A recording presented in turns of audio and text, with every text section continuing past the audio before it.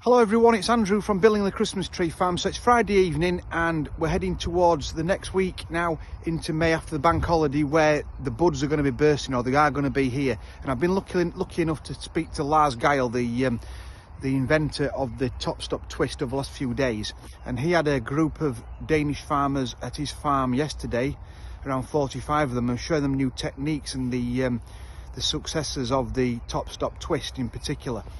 So I thought I'd just show you our thoughts and what we've done with it over the last 3 years, and it's been quite remarkable.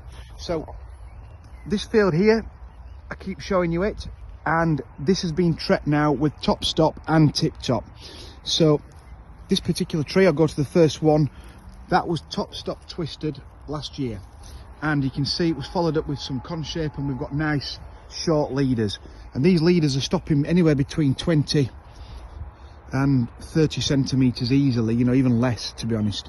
So you can see that as you look round, all the leaders are right nice and small. So I thought I'd give you another example, another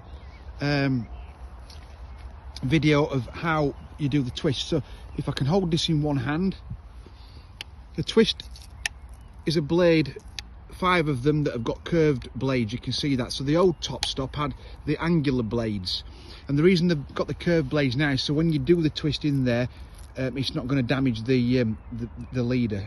So we place that about a good centimetre above the last year's whirl, and we squeeze until you feel the break, yeah, and then we turn it a full 45 degrees and let go, and that's it, that's the twist done.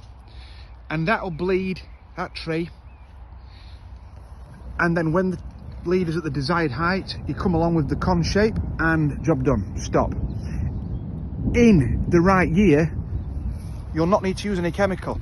We've tested it, and so has Lars, and you don't really use chemical on this size tree between 4 and 6 feet if you do the twist right. And now we've done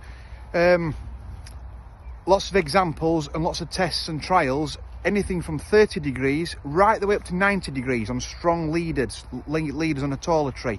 On a smaller tree, maybe 3 to 5 foot, you want to be doing 30 degree turn on a smaller, thinner leader.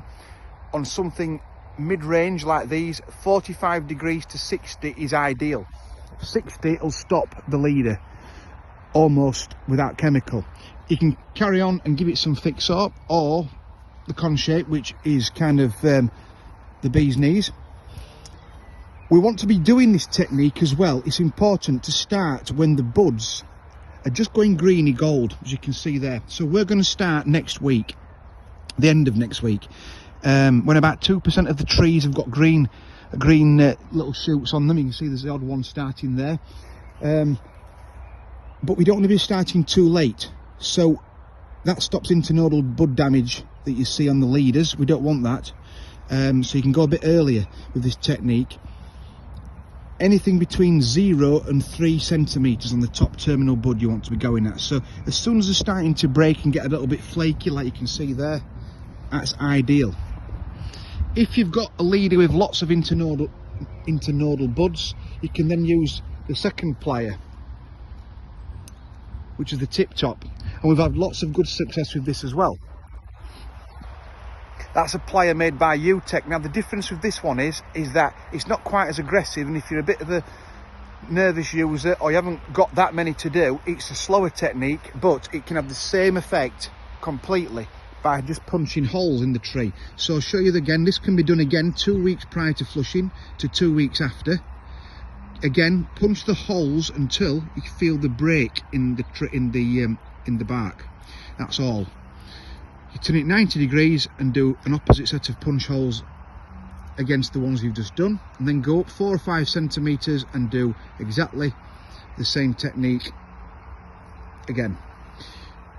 We've tried that with 3 sets of holes, and it does work better here, or we found it too. You can see that's going to bleed out now, and that does exactly the same as the twist, but not quite as aggressive, and probably not quite as good as a stopper, but it'll give you some time, especially if the weather's inclement like it is. It'll give you time to get back with that chemical. So as we walk through, you can see another one there, a nice short leader.